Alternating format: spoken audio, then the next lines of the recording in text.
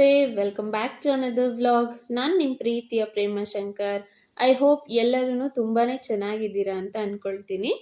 Last ವಿಡಿಯೋನಲ್ಲಿ ನನ್ನ early morning routine ಅಂದರೆ 4:30ಇಂದ 11 o'clockವರೆಗೂ ನನ್ನ ಡೇ ರೂಟೀನ್ ಹೇಗಿರುತ್ತೆ ಅಂತ ನಿಮ್ಮ ಜೊತೆ ಶೇರ್ ಮಾಡಿದ್ದೆ. ಈ ವಿಡಿಯೋನಲ್ಲಿ ಈವ್ನಿಂಗ್ ವ್ಲಾಗ್ ಅಂದರೆ ಸಂಜೆ 4:30-5 ಗಂಟೆಯಿಂದ ಹಿಡಿದು ರಾತ್ರಿ ನಾನು ಮಲಗೋವರೆಗೂ ಹೇಗೆಲ್ಲ ಡೇ ನಡೆಯುತ್ತೆ ಅನ್ನೋದನ್ನು ಶೇರ್ ಮಾಡ್ತೀನಿ. ಹಾಗೆ ಮಕ್ಕಳು ತುಂಟಾಟದ ಜೊತೆ ಒಂದೆರಡು ರೆಸಿಪೀಸ್ ಕೂಡ ಇರುತ್ತೆ. ಮಧ್ಯಾಹ್ನ 3:15ಗೆ ನನ್ನ ದೊಡ್ಡ ಮಗ ಸ್ಕೂಲಿಂದ ಬಂದ್ಬಿಡ್ತಾನೆ. ಅವ್ನು ಬಂದಮೇಲೆ ಒಂದು ಸ್ವಲ್ಪ ಹೊತ್ತು ಅವನ ಜೊತೆ ಟೈಮ್ ಸ್ಪೆಂಡ್ ಮಾಡಿ ಚಿಕ್ಕವನನ್ನು ಮಲಗಿಸ್ತೀನಿ. ಇವನು ಮಲಗೋ ಅಷ್ಟರಲ್ಲಿ 5 ಗಂಟೆ ಆಗತ್ತೆ.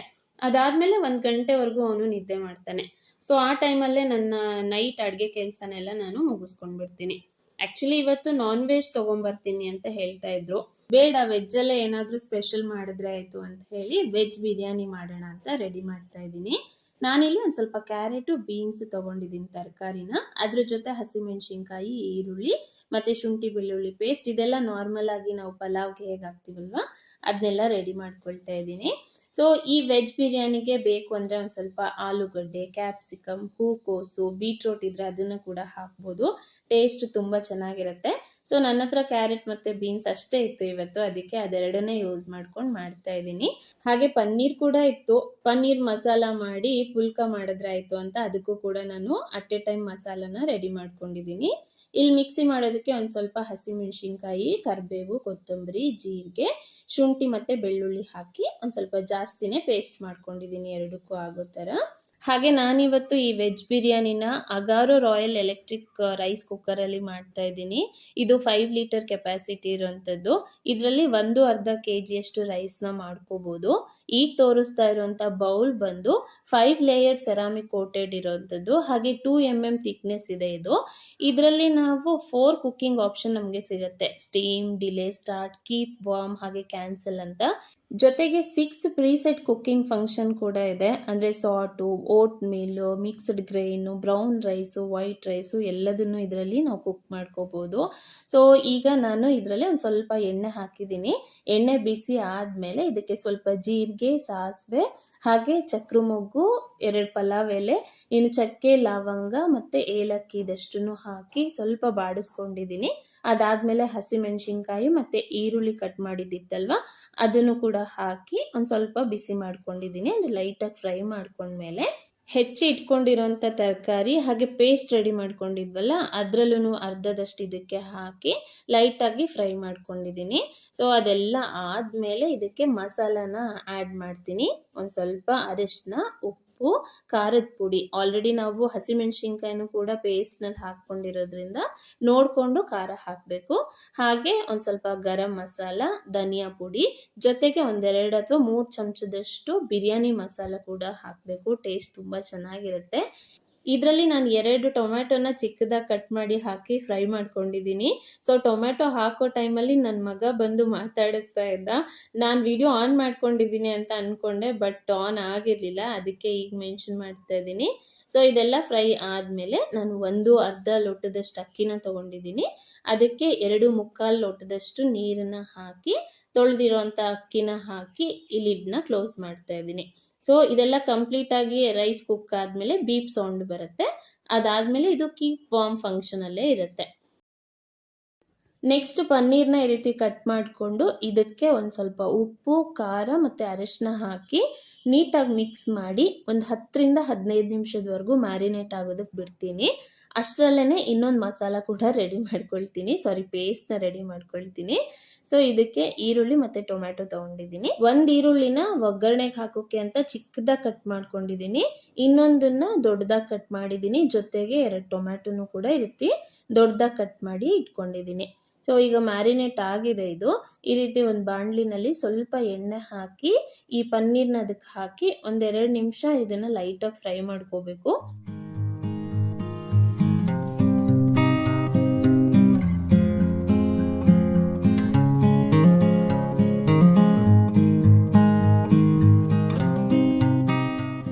ಪನ್ನೀರ್ನ ಒಂದು ಪ್ಲೇಟಲ್ಲಿ ತೆಗೆದಿಟ್ಕೊಂಡು ಇದೇ ಬಾಣಲಿಗೆ ಒಂದು ಸ್ವಲ್ಪ ಎಣ್ಣೆ ಹಾಕಿ ಜೀರಿಗೆ, ಸಾಸಿವೆ, ಈರುಳ್ಳಿ ಹಾಗೆ ನಾವು ಮೊದಲೇ ಪೇಸ್ಟ್ ರೆಡಿ ಮಾಡ್ಕೊಂಡಿದ್ವಲ್ವ ಅದನ್ನು ಕೂಡ ಹಾಕಿ ಒಂದು ಸ್ವಲ್ಪ ಅರಿಶಿನ ಮತ್ತು ಉಪ್ಪನ್ನು ಹಾಕಿ ಇದರಲ್ಲಿರೋ ಹಸಿ ವಾಸನೆ ಹೋಗೋವರೆಗೂ ಫ್ರೈ ಮಾಡ್ಕೋಬೇಕು. ಈ ರೀತಿ ಲಿಡ್ಡು ಕ್ಲೋಸ್ ಮಾಡಿಟ್ಟು ಒಂದು 2 ನಿಮಿಷ ಬಿಟ್ಟರೆ ಪೂರ್ತಿ ಇದು ಫ್ರೈ ಆಗುತ್ತೆ. ಅಷ್ಟರಲ್ಲೇ ನಾನೀಗ ಇನ್ನೊಂದು ಪೇಸ್ಟ್ನ ರೆಡಿ ಮಾಡ್ಕೊಳ್ತಾ ಇದ್ದೀನಿ.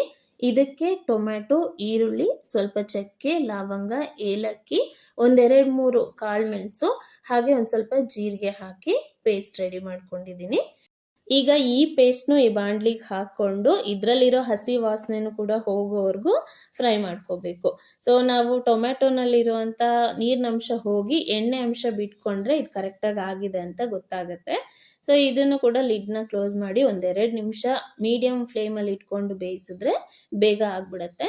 ಸೊ ಇದೀಗ ಫ್ರೈ ಆಗಿದೆ. ಇದಕ್ಕೆ ನಮ್ಗೆ ಎಷ್ಟು ಬೇಕೋ ಅಷ್ಟು ನೀರನ್ನು ಹಾಕೋಬೇಕು. ಜಾಸ್ತಿ ನೀರು ಹಾಕಿಬಿಟ್ರೆ ತುಂಬ ತೆಳುವಾಗಿಬಿಡುತ್ತೆ. ನಾನಿಲ್ಲಿ ಈ ಜಾರಿಗೆನೆ ಒಂದು ಸ್ವಲ್ಪ ನೀರು ಹಾಕಿದ್ದೀನಿ. ಹಾಗೆ ಮೇಲೆ ಒಂದು ಸ್ವಲ್ಪ ನೀರನ್ನ ಹಾಕ್ಕೊಂಡಿದ್ದೀನಿ. ಈ ನೀರು 1-2 ಕುದಿ ಬರೋಷ್ಟರಲ್ಲೇ ನಾನು ಇನ್ನೊಂದು ಪೇಸ್ಟ್ ರೆಡಿ ಮಾಡ್ಕೊಳ್ತಾ ಇದ್ದೀನಿ. ನಾನು ಅಡುಗೆ ಸ್ಟಾರ್ಟ್ ಮಾಡೋದಕ್ಕೂ ಮುಂಚೆ 1-2 ಚಮಚದಷ್ಟು ಗೋಡಂಬಿನ ನೆನೆಸಿ ಇಟ್ಟಿದ್ದೆ. ಆ ಗೋಡಂಬಿ ಜೊತೆ ಹಾಲಿನ ಮೇಲಿರೋಂಥ ಕೆನೆನ 1-2 ಚಮಚ ಹಾಕ್ಕೊಂಡು ಈ ರೀತಿ ಪೇಸ್ಟ್ ರೆಡಿ ಮಾಡಿ ಇದಕ್ಕೆ ಹಾಕೊಳ್ತಾ ಇದ್ದೀನಿ. ಸೊ ಈ ಪೇಸ್ಟನ್ನು ಹಾಕೋದ್ರಿಂದ ನಮ್ಮ ಈ ಪನ್ನೀರ್ ಮಸಾಲದ ಟೇಸ್ಟ್ ಇನ್ನೂ ಜಾಸ್ತಿ ಆಗುತ್ತೆ, ಜೊತೆಗೆ ಥಿಕ್ನೆಸ್ ಕೂಡ ಚೆನ್ನಾಗಿ ಬರುತ್ತೆ. ಸೊ ಇದನ್ನು ಹಾಕಿ ಮತ್ತೊಂದು 2 ನಿಮಿಷ ಬೇಯಿಸಿ ಆದಮೇಲೆ ನಾವು ಆಲ್ರೆಡಿ ಫ್ರೈ ಮಾಡಿ ಇಟ್ಕೊಂಡಿರೋಂಥ ಪನ್ನೀರ್ನ ಇದಕ್ಕೆ ಹಾಕಿ ಮತ್ತೆ ಮಿಕ್ಸ್ ಮಾಡಿ 1-2 ನಿಮಿಷ ಬೇಯಿಸಿದ್ರೆ ನಮ್ಮ ಈ ಟೇಸ್ಟಿ ಆಗಿರೋಂಥ ಹೋಟೆಲ್ ಸ್ಟೈಲ್ ಅಂತಲೇ ಹೇಳ್ಬೋದು. So hotel style paneer masala ready ಆಗುತ್ತೆ.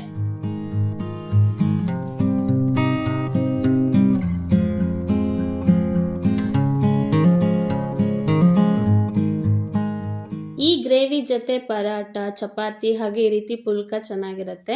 ನಾನಿವತ್ತು ಪುಲ್ಕ ಮಾಡ್ಕೊಳ್ತಾ ಇದ್ದೀನಿ. ಯೂಶಲಿ ಬೆಳಿಗ್ಗೆನೇ ರೊಟ್ಟಿ ಮಾಡ್ಕೊಂಡಿರ್ತೀವಲ್ವ, ಸಂಜೆ ಜಸ್ಟ್ ಒಂದು ಸ್ವಲ್ಪ ಪಲ್ಯ ಮತ್ತು ರೈಸ್ ಅಷ್ಟೇ ಮಾಡ್ಕೊಳ್ಳೋದು ಇಟ್ಕೊಂಡಿರ್ತೀನಿ. ಇಲ್ಲಾಂದರೆ ಮುದ್ದೆ ಮಾಡೋದಾದರೆ ಮುದ್ದೆ ಮತ್ತು ಸಾಂಬಾರು ಮಾಡೋದನ್ನು ಇಟ್ಕೊಂಡಿರ್ತೀವಿ. ಬೆಳಿಗ್ಗೆನೇ ಕೆಲಸ ಮುಗಿಸ್ಕೊಂಡಿದ್ರೆ ಸಂಜೆ ಟೈಮ್ ಕೂಡ ನಮಗೊಂದು ಸ್ವಲ್ಪ ಫ್ರೀ ಸಿಗುತ್ತೆ. ಮಕ್ಕಳಿಗೆ ಓದಿಸೋದಕ್ಕೂ ಟೈಮ್ ಆಗುತ್ತೆ. ಇವತ್ತು ಒಂದು ಸ್ವಲ್ಪ ಸ್ಪೆಷಲಾಗಿ ಡಿನ್ನರ್ ಪ್ರಿಪೇರ್ ಮಾಡೋಣ ಅಂತ ಅಂದ್ಕೊಂಡಿದ್ರಿಂದ ಸ್ವಲ್ಪ ಜಾಸ್ತಿ ಟೈಮ್ ತಗೊಳ್ತಾ ಇದ್ದೀನಿ. ಇಲ್ಲ ಅಂದರೆ ಸಂಜೆ 6 ಗಂಟೆ ಮೇಲೆ ಮಗನಿಗೆ ಓದಿಸ್ತಾ ಕೂತ್ಕೊಳ್ತೀನಿ. ಸೊ ಓದಿಸ್ತಾನೆ ಮಧ್ಯ ಮಧ್ಯದಲ್ಲಿ ಅಡುಗೆ ಕೂಡ ಮಾಡ್ಕೊಳ್ತಿರ್ತೀನಿ. ಆದರೆ ಯಾವುದೇ ಕಾರಣಕ್ಕೂ ಓದಿಸೋವಾಗ ಟಿವಿನೂ ಆನ್ ಮಾಡೋದಿಲ್ಲ. ನಾವು ಟಿವಿ ಆನ್ ಮಾಡಿಕೊಂಡು ಯಾವುದೋ ಒಂದು ಸೀರಿಯಲ್ ನೋಡ್ಕೊತ ಮಕ್ಕಳಿಗೆ ಓದಿಸ್ತಾ ಇದ್ವಿ ಅಂದರೆ ಅವರಿಗೆ ಓದೋದಕ್ಕಿಂತ ಟಿವಿ ಮೇಲೇ ಗಮನ ಜಾಸ್ತಿ ಇರುತ್ತೆ. ಅಟ್ಲೀಸ್ಟ್ 1 ಗಂಟೆ ಟಿವಿ ಇಲ್ದೇನೆ ಮಕ್ಕಳ ಜೊತೆ ಕೂತ್ಕೊಂಡು ಅವ್ರಿಗೆ ನಾವು ಓದಿಸ್ತಾ ಟೈಮ್ನ ಅವ್ರ ಜೊತೆ ಸ್ಪೆಂಡ್ ಮಾಡಿದಾಗ ಅವರಿಗೆ ಓದೋದ್ರಲ್ಲಿ ಒಂದು ಕಾನ್ಫಿಡೆನ್ಸ್ ಬರುತ್ತೆ. ಎಕ್ಸಾಂಪಲ್ಗೆ ಅವ್ರದ್ದು ಟೆಸ್ಟಲ್ಲಿ ಮಾರ್ಕ್ಸ್ ಕಡಿಮೆ ಆಯಿತು ಅಥವಾ ಎಕ್ಸಾಮಲ್ಲಿ ಮಾರ್ಕ್ಸ್ ಕಡಿಮೆ ಆಯಿತು ಅಂತ ಅವ್ರಿಗೆ ನಾವು ಬೈತಾ ಇರ್ತೀವಿ. ಆದರೆ ಅದ್ರ ಜೊತೆ ನಾವೇನು ತಪ್ಪು ಮಾಡಿದ್ದೀವಿ ಅಂತ ನಮ್ಗೆ ಗೊತ್ತೇ ಇರೋದಿಲ್ಲ. ಟಿವಿನ ಆನ್ ಮಾಡಿಕೊಂಡು ಅವ್ರಿಗೆ ನಾವು ಏನು ಹೇಳ್ಕೊಟ್ರು ಅವ್ರ ತಲೆನಲ್ಲಿ ಅದು ಹೋಗಿರೋದಿಲ್ಲ. ಸೊ ಇದ್ರ ಬಗ್ಗೆ ನಾವು ಪೇರೆಂಟ್ಸ್ ಆದವರು ಒಂದು ಸ್ವಲ್ಪ ಗಮನ ಕೊಡಬೇಕು ಅನ್ನೋದು ನನ್ನ ಒಂದು ಸಣ್ಣ ಅಭಿಪ್ರಾಯ ಅಷ್ಟೇ. ಇನ್ನು ಸಂಜೆ 7:30 ಇಂದ 8:30 ಒಳಗಡೆ ಆದಷ್ಟು ನಾನು ಊಟನ ಕಂಪ್ಲೀಟ್ ಮಾಡೋದಕ್ಕೆ ಟ್ರೈ ಮಾಡ್ತೀನಿ. ಬಟ್ ಇಬ್ಬರು ಚಿಕ್ಕ ಮಕ್ಕಳಿರೋದ್ರಿಂದ ಕೆಲವೊಂದು ಸಾರಿ 9 ಗಂಟೆ ಕೂಡ ಆಗಿಬಿಡತ್ತೆ. ಊಟನೆಲ್ಲ ಮುಗಿಸ್ಕೊಂಡು ಗ್ಯಾಸು ಮತ್ತು ಗ್ಯಾಸ್ ಕಟ್ಟೆನೆಲ್ಲ ನೀಟಾಗಿ ಒರೆಸಿ ಬೆಳಿಗ್ಗೆಗೆ ರೆಡಿ ಮಾಡಿ ಇಟ್ಕೊಂಡ್ಬಿಡ್ತೀನಿ. ಸೊ ನಾನು ಈ ಕೌಂಟರ್ ಟಾಪ್ನೆಲ್ಲ ಕ್ಲೀನ್ ಮಾಡ್ತಾ ಇದ್ರೆ ಅತ್ತೆ ಪಾತ್ರೆನೆಲ್ಲ ತೊಳ್ಕೊಡ್ತಾರೆ, ಅಥವಾ ನಾನು ಪಾತ್ರೆ ತೊಳ್ಕೊಂಡ್ರೆ ಅವರು ಇದನ್ನೆಲ್ಲ ಕ್ಲೀನ್ ಮಾಡ್ಕೊಳ್ತಾರೆ. ಸೊ ಯಾಕೆ ಇದನ್ನು ಮೆನ್ಷನ್ ಮಾಡ್ತಾ ಇದ್ದೀನಿ ಅಂದರೆ ಮನೆಯಲ್ಲಿ ಇಬ್ಬರು ಇದ್ದೀವಿ ಅಂದರೆ ಇರೋ ಕೆಲಸನ ಹಂಚ್ಕೊಂಡು ಮಾಡಿದ್ರೆ ಬೇಗ ಕೆಲಸಗಳು ಮುಗಿಯುತ್ತೆ, ನಮ್ಮ ಇಬ್ರಿಗೂ ಕೂಡ ಸ್ವಲ್ಪ ಸ್ವಲ್ಪ ಫ್ರೀ ಟೈಮ್ ಸಿಗುತ್ತೆ ಅಂತ.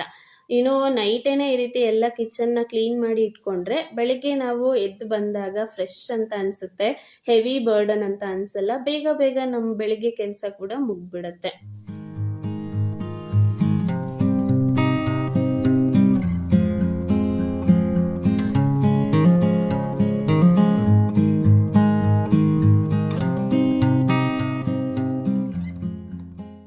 ಎಲ್ಲ ಕೆಲಸ ಮುಗಿದ್ಮೇಲೆ ಒಂದು ಸ್ವಲ್ಪ ಬಾದಾಮು ಮತ್ತು ದ್ರಾಕ್ಷಿನ ಈ ರೀತಿ ಬೌಲಲ್ಲಿ ನೆನೆಸಿ ಇಡ್ತೀನಿ.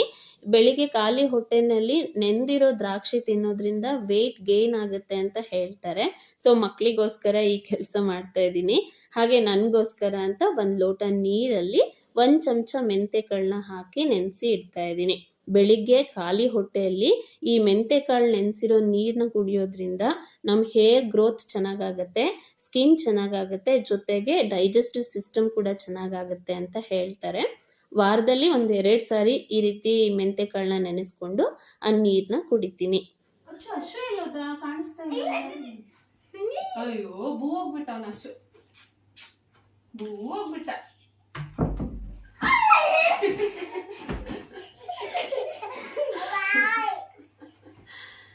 ದೇವಾಯಿ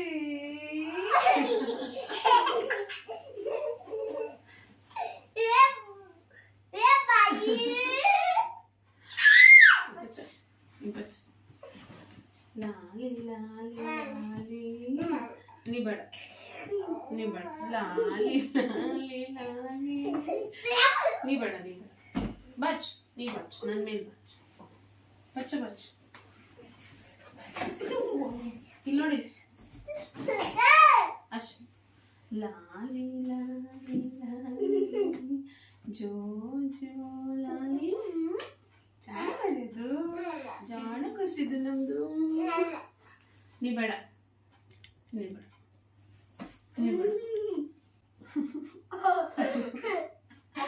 ಏನ್ ಬೇಕು?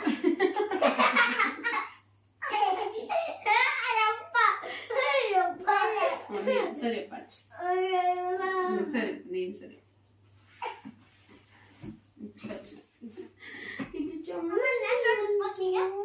ಇದೆಲ್ಲ ಮುಗಿಯೋಷ್ಟೊತ್ತಿಗೆ ರಾತ್ರಿ 9:30 ಅಥವಾ 10 ಗಂಟೆ ಆಗತ್ತೆ.